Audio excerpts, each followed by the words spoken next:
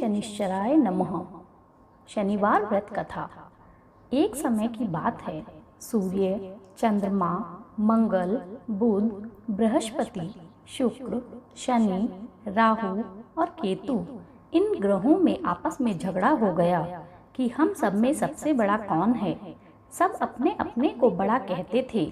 जब आपस में कोई निश्चय न हो सका तो सब के सब आपस में झगड़ते हुए इंद्रदेव के पास गए और कहने लगे कि आप सब देवताओं के राजा हैं, इसलिए आप हमारा न्याय करके बतलाओ कि हम नवों ग्रहों में से सबसे बड़ा कौन है। राजा इंद्र इनका प्रश्न सुनकर घबरा गए और कहने लगे कि मुझ में इतना सामर्थ्य नहीं है जो किसी को बड़ा या छोटा बतलाऊं। मैं अपने मुख से कुछ नहीं कह सकता हूँ। हाँ, एक उपाय हो सकता है। इस समय पृथ्वी पर राजा विक्रमादित्य दूसरों के दुखों का निवारण करने वाला है, इसलिए तुम सब मिलकर उन्हीं के पास जाओ, वही तुम्हारे दुखों का निवारण करेंगे। ऐसा वचन सुनकर सभी ग्रह देवता चलकर भूलोक में राजा विक्रमादित्य की सभा में जाकर उपस्थित हुए और अपना प्रश्न राजा के सामने रखा। राजा उनकी बात सुनकर बड़ी चिंता में पड़ गए कि मैं अपने मुख से किसको बड़ा और किसको छोटा बतलाऊं। जिसको छोटा बतलाऊंगा वही क्रोध करेगा। परंतु उनका झगड़ा निपटाने के लिए एक उपाय सोचा। उन्होंने सोना, चांदी, कांसा, पीतल, शीशा, रांगा, जस्ता, अभ्रक और लोहा नवों धातुओं के 9 आसन बनवाए। सब आसनों को क्रम से जैसे सोना सबसे पहले और लोहा सबसे पीछे बिछाए गए। इसके पश्चात राजा ने सब ग्रहों से कहा कि आप सब अपने अपने सिंहासनों पर बैठिए। जिसका आसन सबसे आगे वह सबसे बड़े और जिसका आसन सबसे पीछे वह सबसे छोटा जानिए। क्योंकि लोहा सबसे पीछे था और वह शनिदेव का आसन था, इसलिए शनिदेव ने समझ लिया कि राजा ने मुझको सबसे छोटा बना दिया है। इस पर शनिदेव को क्रोध आ गया और कहा, हे राजन, तू मेरे पराक्रम को नहीं जानता। सूर्य एक राशि में 1 महीना, चंद्रमा 2.25 महीना 2 दिन, मंगल 1.5 महीना, बृहस्पति 13 महीने, बुध और शुक्र 1 महीने। परंतु मैं एक राशि पर 2.5 अथवा 7.5 साल तक रहता हूँ। बड़े बड़े देवताओं को भी मैंने भीषण दुख दिया है। हे राजन, सुनो, राम जी को जब 7.5 आई तो उनको वनवास हुआ और रावण पर जब 7.5 आई तो राम ने लक्ष्मण के साथ लंका पर चढ़ाई कर रावण के कुल का नाश कर दिया। हे राजा, अब तुम सावधान रहना।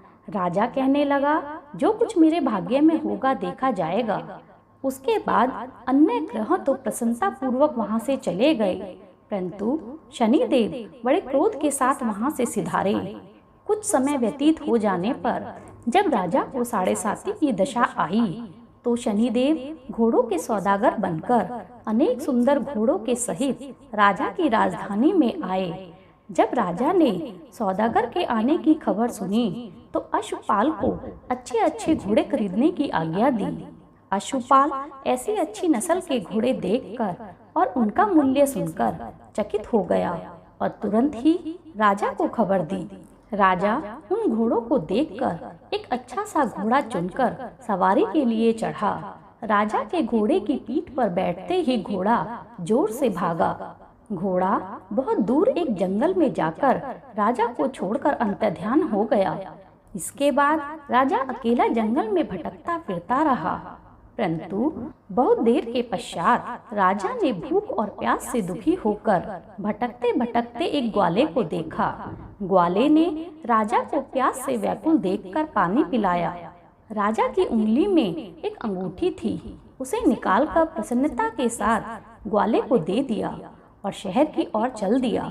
राजा शहर में पहुंचकर एक सेठ की दुकान पर जाकर बैठ गया और अपने आप को उज्जैन का रहने वाला और अपना नाम बीका बताया। सेठ ने उसको कुलीन मनुष्य जानकर जल आदि पिलाया। भाग्यवश उस दिन सेठ की दुकान पर बिक्री बहुत अधिक हुई। तब सेठ उसको भाग्यवान पुरुष समझकर भोजन कराने के लिए अपने साथ ले गया। भोजन कराते समय राजा ने आश्चर्य की बात देखी कि खूंटी पर हार लटक रहा है और वह खूंटी उस हार को निगल रही है। भोजन के पश्चात कमरे में आने पर जब सेठ को कमरे में हार न मिला तो सबने यही निश्चय किया कि सिवाय बीका के और कोई इस कमरे में नहीं आया, अतः अवश्य ही उसी ने हार की चोरी की है। परंतु बीका ने हार लेने से मना कर दिया। इस पर 5-7 आदमी इकट्ठा होकर उसको फौजदार के पास ले गए। फौजदार ने उसको राजा के सामने उपस्थित कर दिया और कहा कि ये आदमी तो भला प्रतीत होता है, चोर मालूम नहीं होता, परंतु सेठ का कहना है कि इसके सिवाय और कोई घर में नहीं आया, अवश्य ही इसी ने चोरी की है। तब राजा ने आज्ञा दी कि इसके हाथ पैर काटकर चौरंगिया कर दिया जाए। राजा की आज्ञा का तुरंत पालन किया गया और बीका के हाथ पैर काट दिए गए। इस प्रकार कुछ समय व्यतीत हो जाने पर एक तेली उसको अपने घर ले गया और कोलू पर उसको बिठा दिया। बीका उस पर बैठकर बैल को हाँकता रहता था। शनि की दशा समाप्त हो गई और एक रात को वर्षा ऋतु के समय वह मल्हार राग गाने लगा। उसका गाना सुनकर उस शहर के राजा की कन्या उस राग पर मोहित हो गई और दासी को खबर देने के लिए भेजा कि शहर में कौन गा रहा है। दासी सारे शहर में फिरती फिरती क्या देखती है कि तेली के घर में चौरंगिया राग गा रहा है। दासी ने महल में आकर राजकुमारी को सारा वृतांत कह सुनाया। बस उसी क्षण राजकुमारी ने अपने मन में यह प्रण कर लिया, चाहे कुछ भी हो जाए, मैं इस चौरंगिया के साथ ही विवाह करूंगी। प्रातः काल होते ही जब दासी ने राजकुमारी को जगाना चाहा तो राजकुमारी अनशन व्रत लेकर पड़ी रही। तब दासी ने रानी के पास जाकर राजकुमारी के न उठने का वृतांत कहा। रानी ने तुरंत ही वहां आकर राजकुमारी को जगाया और उनके दुख का कारण पूछा। तो राजकुमारी ने कहा, माताजी, मैंने यह प्रण कर लिया है कि मैं तेली के घर में जो चौरंगिया है उसी के साथ विवाह करूंगी। माता ने कहा, पगली, यह क्या बात कह रही है? तेरा विवाह तो किसी देश के राजा के राजकुमार के साथ होगा। कन्या कहने लगी कि माताजी, मैं अपना प्रण कभी नहीं तोड़ूंगी। माता ने चिंतित होकर यह बात राजा को बतलाई। जब राजा ने भी आकर राजकुमारी को समझाने का प्रयास किया और कहा कि मैं अभी देश देशांतर में अपने दूत भेजकर तुम्हारे लिए सुयोग्य वर खोजता हूँ, तब राजकुमारी ने उनकी बात नहीं मानी। कन्या ने कहा, पिताजी, मैं अपने प्राण त्याग दूंगी, परंतु दूसरे से विवाह नहीं करूंगी। इतना सुनकर राजा ने क्रोध से कहा, यदि तेरे भाग्य में ऐसा ही लिखा है तो जैसी तेरी इच्छा वैसा ही कर। राजा ने तेली को बुलाकर कहा कि तेरे घर में जो चौरंगिया है उसके साथ मैं अपनी कन्या का विवाह करना चाहता हूँ। तेली ने कहा कि यह कैसे हो सकता है? कहाँ आप हमारे राजा और कहाँ मैं एक नीच तेली। परंतु राजा ने कहा कि भाग्य के लिखे को कोई टाल नहीं सकता, अपने घर जाकर विवाह की तैयारी करो। राजा ने उसी समय तोरण और बंदरवाड़ लगवाकर अपनी राजकुमारी का विवाह चौरंगिया बना विक्रमादित्य के साथ कर दिया। रात्रि को जब विक्रमादित्य और राजकुमारी महल में सोए तो आधी रात में शनिदेव ने विक्रमादित्य को स्वप्न में दर्शन दिए और कहा, हे राजा, कहो मुझको छोटा बताकर तुमने कितना दुख उठाया है। राजा ने शनिदेव से क्षमा मांगी। शनिदेव ने प्रसन्न होकर विक्रमादित्य के हाथ पैर लौटा दिए। तब राजा ने कहा, महाराज, मेरी प्रार्थना स्वीकार करें कि जैसा दुख आपने मुझे सौंप दिया है ऐसा और किसी को ना दें। शनिदेव ने कहा, तुम्हारी यह प्रार्थना स्वीकार है। जो मनुष्य मेरी कथा सुनेगा या कहेगा उसको मेरी दशा में कभी किसी प्रकार का दुख नहीं होगा, और जो नित्य प्रति मेरा ध्यान करेगा या चींटियों को आटा डालेगा उसके सब मनोरथ पूर्ण होंगे। इतना कहकर शनिदेव अपने धाम को चले गए। राजकुमारी की आंखें खुली और उसने राजा के हाथ पैर सही सलामत देखे तो वह आश्चर्य करने लगी। उसको देखकर राजा ने अपना समस्त हाल कहा कि मैं उज्जैन का राजा विक्रमादित्य हूँ। यह बात सुनकर राजकुमारी अत्यंत प्रसन्न हुई। प्रातः काल होने पर राजकुमारी से उसकी सखियों ने पूछा तो उसने अपने पति का समस्त वृत्तांत कह सुनाया।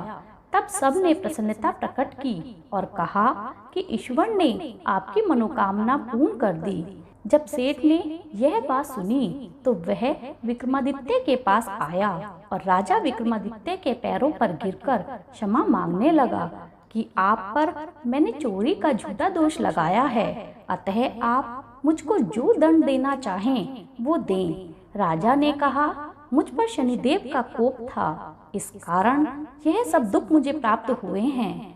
इसमें तुम्हारा तनिक भी दोष नहीं है, तुम अपने घर वापस जाओ। सेठ बोला कि मुझे तभी शांति होगी जब आप मेरे घर चलकर प्रीतिपूर्वक भोजन करेंगे। राजा ने कहा, जैसे आपकी मर्जी। सेठ ने अपने घर जाकर अनेक प्रकार के सुंदर भोजन बनवाए और राजा विक्रमादित्य को प्रतिभोज दिया। जिस समय विक्रमादित्य भोजन कर रहे थे, एक अत्यंत आश्चर्य की बात सबको दिखाई दी। जो खूंटी पहले हार निगल रही थी, वह अब हार को उगल रही थी। जब भोजन समाप्त हो गया तो सेठ ने हाथ जोड़कर बहुत सारी मोहरें राजा को भेंट में दी और कहा कि मेरे श्री कंवर नाम की एक कन्या है, उसका पाणी ग्रहण आप करें। इसके बाद सेठ ने अपनी कन्या का विवाह राजा के साथ कर दिया और बहुत सा दान दहेज उनको दिया।